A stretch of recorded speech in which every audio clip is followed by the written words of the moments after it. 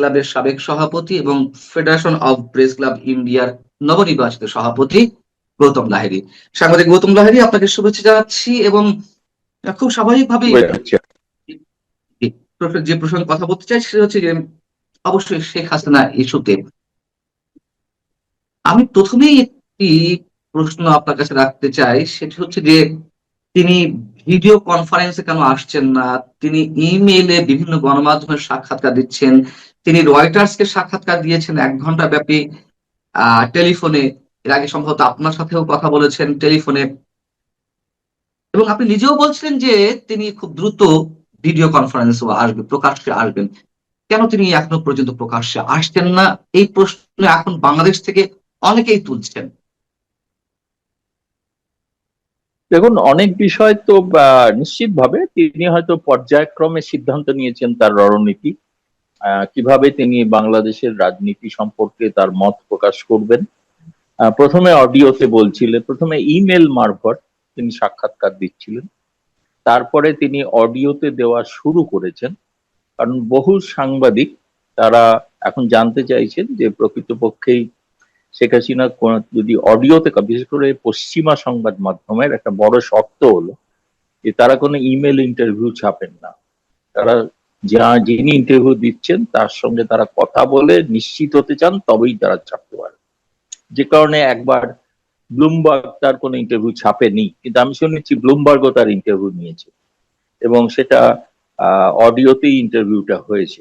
স্বাভাবিক যারা প্রশ্ন করছেন বা যাদের মনের মধ্যে প্রশ্ন, নিশ্চয়ই ভিডিও করার ক্ষেত্রে একটা সমস্যা থাকে যে আজকালকার দিনের ভিডিও ট্র্যাকিং খুব সহজেই করা যায়, লোকেশনটা জানা যায়।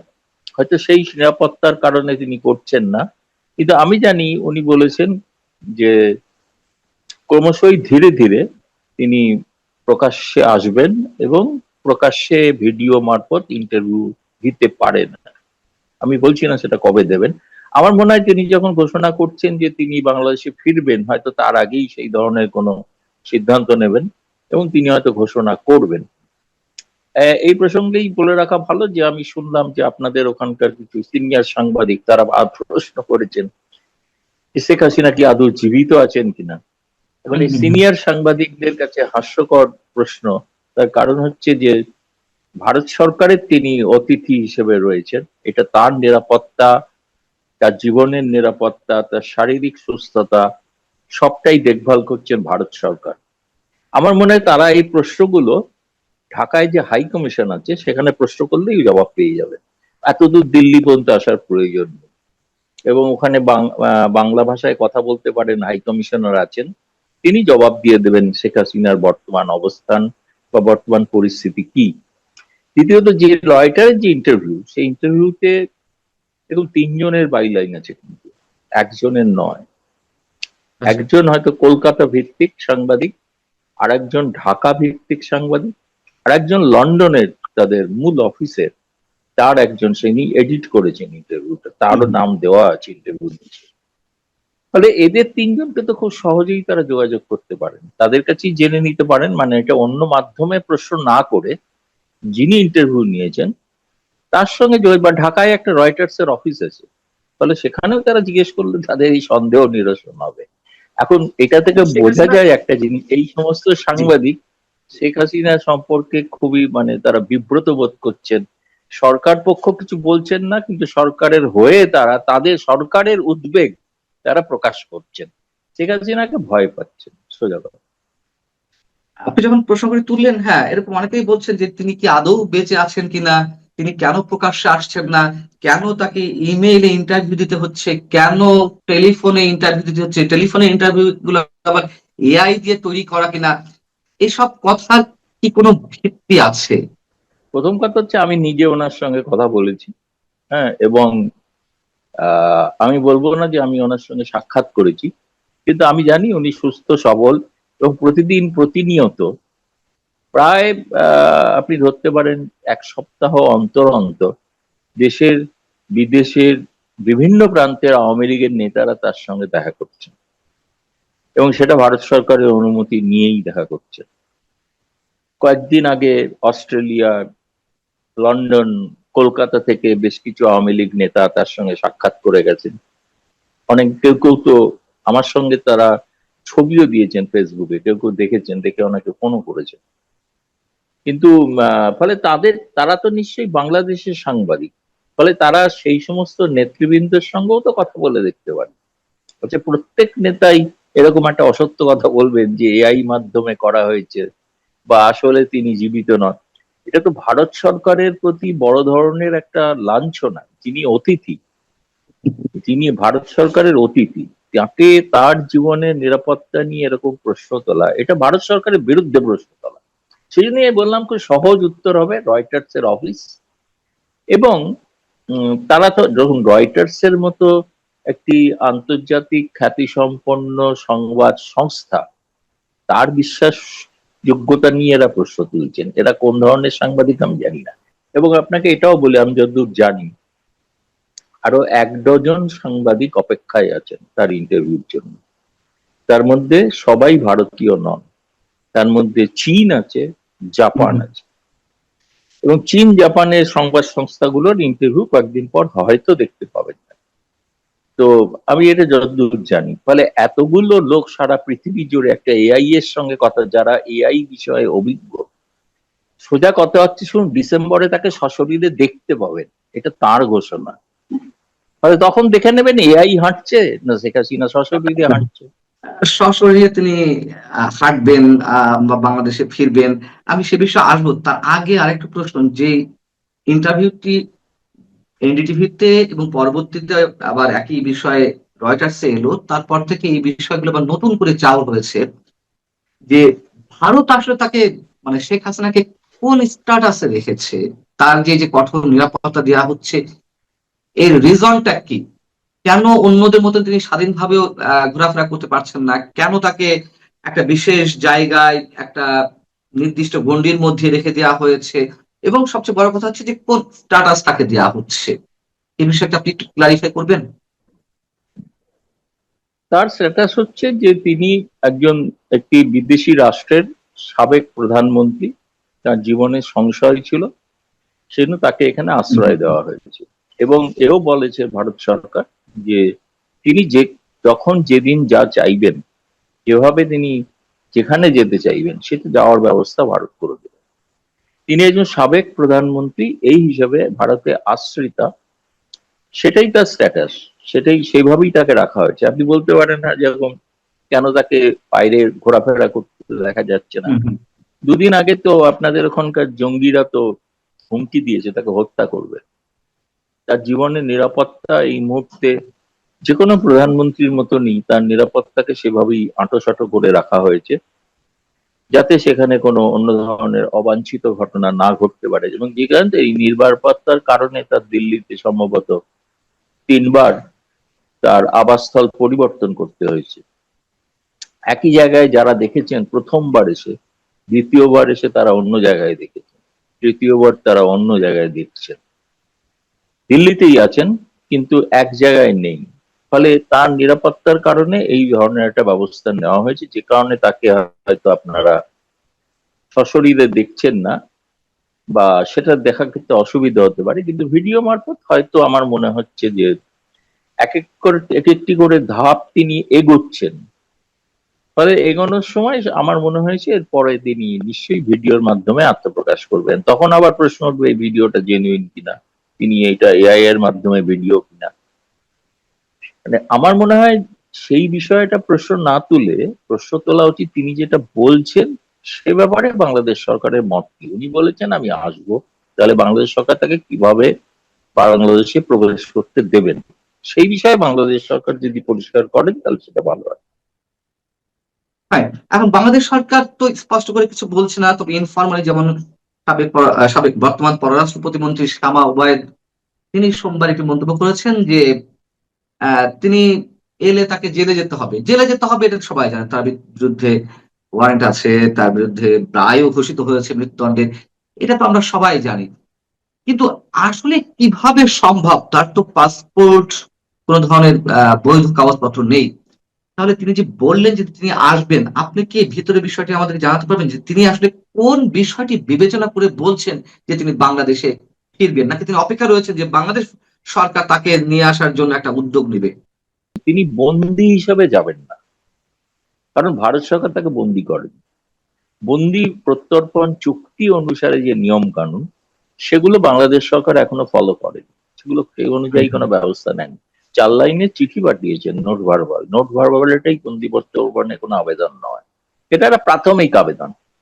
পরবর্তীকালে তাদের বিষয়ে বিশদ পদক্ষেপ যেগুলো নেওয়ার কথা সেগুলো যদি নেন, যেমন বাংলাদেশের আরো কিছু আর্থিক অপরাধী বলে চিহ্নিত, তাদের বিচার চলছে ভারতে। তারা বিচার সমাপ্ত হলে, সেখানে দোষী সাব্যস্ত হলে তখন তাদের ফেরত দেওয়ার বিষয়। আর শেখ হাসিনার ক্ষেত্রেও তাই একই নিয়ম হবে।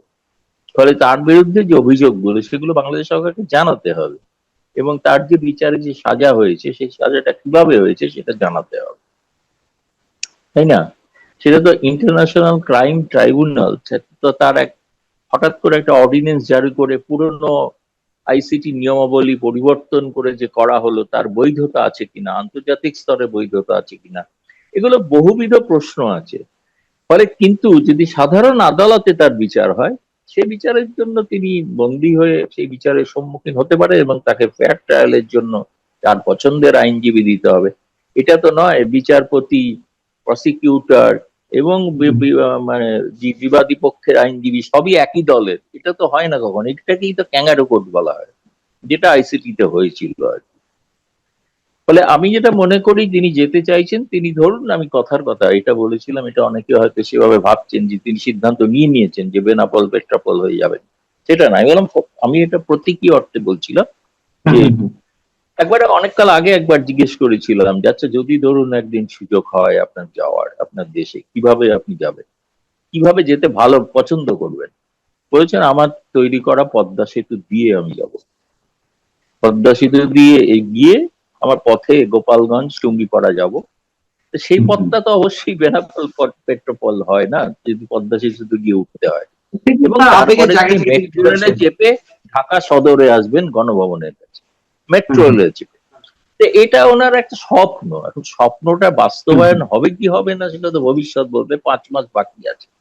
তবে না, এবার ওটি কোনো যেমন ঘোষণা করেছেন, পরিকল্পনাও আমি নয়, তার ওটি কোনো পরিকল্পনাও নয়, ওটি তার একটা ইচ্ছা, একটা ডিজায়ার, ইচ্ছাই, ডিজায়ার স্বপ্ন। ডিজায়ার ডিজায়ার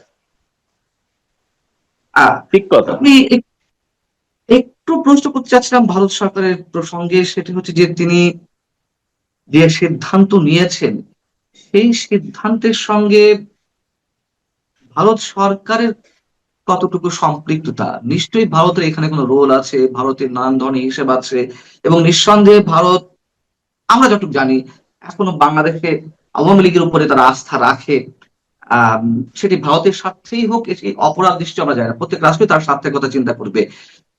এবং যে ল্যান্ড বাউন্ডারি রয়েছে, আমাদের দীর্ঘ সীমান্ত রয়েছে, সবকিছু মিলিয়ে একটা সব জায়গা তো আওয়ামী লীগের প্রতি ভারত সবসময় রয়েছেই। সেই জায়গা থেকে ভারতের এইখানে ইনভলভমেন্টটা কতটুকু?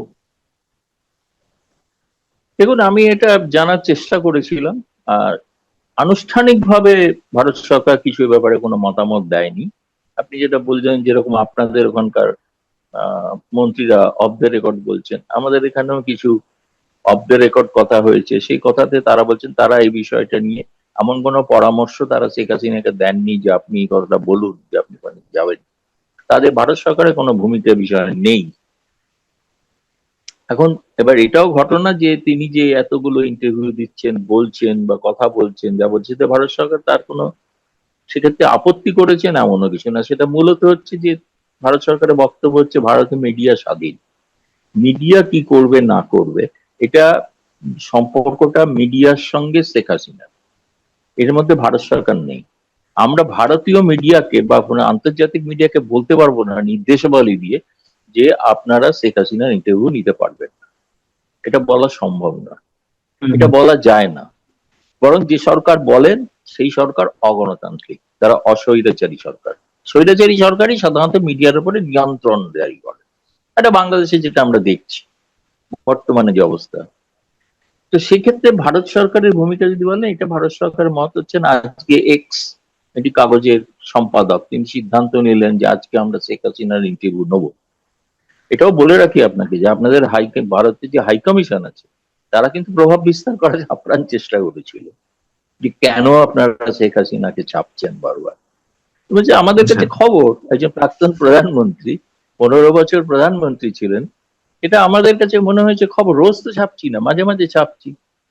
তা আপনারা, এমনকি এরা প্রকারান্তরে কেউ কেউ হুমকিও দিয়েছেন আপনাদের সঙ্গে সম্পর্ক রাখবো না, হাই কমিশনে প্রবেশ নিষিদ্ধ হতে পারে। তো হলে হবে, তাতে কি করা যাবে? কিন্তু তারপর থেকে তারা পিছিয়ে এসে, তাই হচ্ছে ভারতে তো মিডিয়া এখনো পর্যন্ত স্বাধীন মিডিয়া না, তাকে তো নিয়ন্ত্রণ সরকার করে না। ফলে তিনি সংবাদের শিরোনামে আছেন, আলোচনার বিষয়বস্তুতে আছেন। পছন্দ করুন অপছন্দ করুন, তাকে নিয়ে কথা বলতে হবে, তাকে নিয়ে আলোচনা করতে হবে, পক্ষে বিপক্ষে। সেটা হচ্ছে, আমার মনে হয়েছে সেটা তার প্রথম রাজনৈতিক পদক্ষেপ। সে বিষয়ে তিনি সফল। সফল এই অর্থে আজকে আপনার সঙ্গেও 8 ঘন্টা আলোচনা করছি। এখন এটা নানা জায়গায় বাংলাদেশে তো আপনি বললেন বহু সাংবাদিক যে নানা রকম প্রশ্ন করছেন, তাদের কাছে একটা আলোচ্য বিষয়, পক্ষে বিপক্ষে যাই বলুন। এটা হলো এক। দ্বিতীয়ত, এবার তার যে উদ্দেশ্য, আমি বলছি যদি তারেক রহমান সরকারকেও তো সিদ্ধান্ত নিতে হবে, সত্যিই তার তো ট্রাভেল ডকুমেন্ট নেই, ভারত সরকার নয় একটা ট্রাভেল ডকুমেন্ট দিয়ে দিল, তাহলে সেই ট্রাভেল ডকুমেন্ট দেওয়া সত্ত্বেও তারা কি তাকে বাংলাদেশে প্রবেশ করতে দেবেন? এক। দুই হচ্ছে, আরেকটা বড় চাপ হচ্ছে বাংলাদেশ সেনাবাহিনীর উপর। এই কারণেই 23শে জুন প্রতিষ্ঠা দিবসে 7টা জেলায় সেনা নামিয়ে, বিডিআর নামিয়ে এমন একটা কাণ্ড করলেন যে সেদিন আওয়ামী লীগের যেন পুনরুত্থান ঘটছে। তা ঘটেনি, কিন্তু আতঙ্কে তাই ঘটেছে। 4 আগস্ট 2024 সেনাবাহিনী ঘোষণা করেছিল তারা জনতা যদি ব্যাপক আকারে হাজির হয় তারা গুলি চালাবেন না। আজকে ডিসেম্বরের 6 তারিখ হোক বা 7 তারিখ হোক, যদি শেখ হাসিনা পৌঁছন, তাহলে সেনাবাহিনীকে সিদ্ধান্ত নিতে হবে সেই লাখো লাখো জনতার উপরে গুলি চালাবেন চালাবেন। সেদিন যখন চালাননি, জনতা, নিরীহ জনতার মৃত্যু যাতে না হয় তার জন্য ডিসেম্বরেও তাকে সিদ্ধান্ত নিতে হবে নিরীহ জনতার উপরে, আওয়ামী লীগ সমর্থক তাদের উপর গুলি চালাবো না। ফলে সেই সিদ্ধান্তটা এখন আর্মির টেবিলে, আর্মিকে ভাবতে হবে, সেনাবাহিনীকে ভাবতে হবে। সত্যিই তো তিনি এখন এটা স্টান্টবাজি বলে ভেবে থাকতে পারে, শেষ পর্যন্ত হাজির হলে কি করবে, তাই না? ধরুন পেট্রাপল সীমান্তে হাজির হলেন, রংপুর সীমান্তে হাজির হলেন, কি ওপর বাংলা বান্দায় হাজির হলেন, সেনাবাহিনী কি করবে? তখন তো আপনি জানেন বাংলাদেশে যে ধরনের একটা আবেগ তৈরি হয়েছে, যারা আওয়ামী লীগ পন্থী, যারা মুক্তিযুদ্ধের পক্ষের লোক, আমি তো তাদের প্রত্যেকের মানে নিয়মিত আপনার ওখানের সঙ্গে কথা বলতে বলতে গোটা যারা ফোন আসছিল, তারা সকলেই হচ্ছে আমরা রেডি, প্রস্তুত, আমরা যাবো সেদিন, কবে আসছেন খালি দিনটা জানান। এই যে একটা আবেগ তৈরি করতে পেরেছেন তিনি, এটা দ্বিতীয় রাজনৈতিক সাফল্য। সঠিক, আমি রাজনৈতিক ভাবে ব্যাখ্যা করছি বিষয়টা, বুঝলেন? এর বাস্তবিক অর্থটা দেখা যাবে ডিসেম্বরে। 5 মাস সময় আছে। এর মধ্যে একটি প্রথম সারির আপনাদের সংবাদপত্র তারা বিভিন্ন চমৎকার একটি বিশ্লেষণও করেছেন। 5 মাস সময়, এর মধ্যে কি ঘটবে, এর মধ্যে দেশে কি ঘটবে, আন্তর্জাতিক স্তরে কি ঘটবে, অনেক কিছু দেখার বিষয় আছে। সেই বিশ্লেষণটা আমি বলবো সেই সমস্ত জ্ঞানী গুণী সাংবাদিকরা যেন একটু পড়ে নেন, পড়ে দেখেন। এটা বাংলাদেশের কাগজ, প্রথম শ্রেণীর কাগজ, তার বিশ্লেষণ। সে বিষয়টা খুব মানে একটা আমি বলবো বাস্তব ভিত্তিক একটা বিশ্লেষণ করেছে। তিনি বলেননি যে হ্যাঁ ফিরছেন, তিনি একথা বলেননি এটা স্টান্টবাজি। এখন তার কাছে মনে হচ্ছে হলে কি করতে পারে, পরিণতি। পরিণতি তারেক রহমান সরকারকে সিদ্ধান্ত নিতে হবে, যেটার জন্য শেখ হাসিনা অপেক্ষা করছেন। এটা হচ্ছে 3 নম্বর সাফল্য, যে আমরা শেখ হাসিনাকে এভাবে ঢুকতে দেবো না। তিনি ঢুকতে চাইছেন, কিন্তু তা আমরা ঢুকতে দেবো না। তার কারণ হচ্ছে তিনি বন্দি হিসেবে আসুন। ভারত সরকার তো তাকে বন্দি করেনি, ভারত তাকে বন্দি হিসেবে দেবে না, বন্দি প্রত্যর্পণ চুক্তি, তিনি নাগরিক হিসেবে যাবেন। ধরুন কথার কথা বিএসএফ যদি পুশব্যাক করে, তাহলে কি করবেন? বিজিবি কি পুশ ইন করে ফেরত পাঠিয়ে দেবেন, যেমন পাঠাচ্ছে না? ফলে এটা নিয়ে তারেক রহমান সরকারের অন্যান্য অনেক প্রায়োরিটি যে কাজ আছে তাতে একটা ব্যাঘাত ঘটানো, আপনি খুব খারাপ ভাষায় বলতে পারেন অন্তর্ঘাত করা, এটা চতুর্থ রাজনৈতিক পদক্ষেপ। সাফল্য কিনা বলছি না, চতুর্থ রাজনৈতিক পদক্ষেপ। ফলে আমার কাছে যেটা মনে হচ্ছে, যে ইংরেজিতে খুব চমৎকার একটা কথা আছে, সেটা হচ্ছে প্রেগনেন্ট উইথ মেনি পসিবিলিটিস। সম্ভাবনাময় জীবন, সম্ভাবনাময় সময় আসছে। কিন্তু শেখ হাসিনা সংবাদের শিরোনামে আছেন, বাংলাদেশে নাই বা থাকুন, সারা বিশ্বে আছেন, তিনি আছেন। এবং দেখুন, গতকাল আপনি ফলো করেছেন কিনা জানি না, সজীব ওয়াজেদ জয় একটা প্রোগ্রামে এসেছিলেন লাইভ আমেরিকা থেকে, লন্ডনে যেটা অনুষ্ঠিত হয়েছিল। সেখানে তার বক্তব্য আমি শুনলাম, তিনি কিন্তু এই মানে ফেরা না ফেরা ইত্যাদি নিয়ে তিনি কোনো মন্তব্য করেননি। তিনি বলেছেন যে 6 কোটি আওয়ামী লীগ সমর্থক এবং আওয়ামী লীগ ভোটার আছে বাংলাদেশে, তাদেরকে যদি উপেক্ষা করা হয় তাহলে বাংলাদেশ একটা গৃহযুদ্ধের মুখে যাবে। এবং গৃহযুদ্ধ, সিভিল ওয়ার শব্দটা ব্যবহার করেছেন, ইংরেজিতে ভাষণ দিয়েছেন। তো সেই গৃহযুদ্ধের কথা ভেবেই হয়তো শেখ হাসিনা এমন কোন সিদ্ধান্ত নিচ্ছেন, যেটা তারেক আপনি রহমান সরকারের পক্ষে। মানে আপনি আপনার দীর্ঘ সাংবাদিকতা জীবনের অভিজ্ঞতা, আওয়ামী লীগ বা বাংলাদেশ ভারত সম্পর্কের জায়গা থেকে যে গবেষণাগুলো এবং ব্যক্তি শেখ হাসিনাকে আপনি যেভাবে জানেন, সেই জায়গা থেকে আপনি বলছেন যে তিনি যেটি বলছেন সেটি কার্যকর করার সমূহ সম্ভাবনা। বিষয়টি তো তাই নাকি?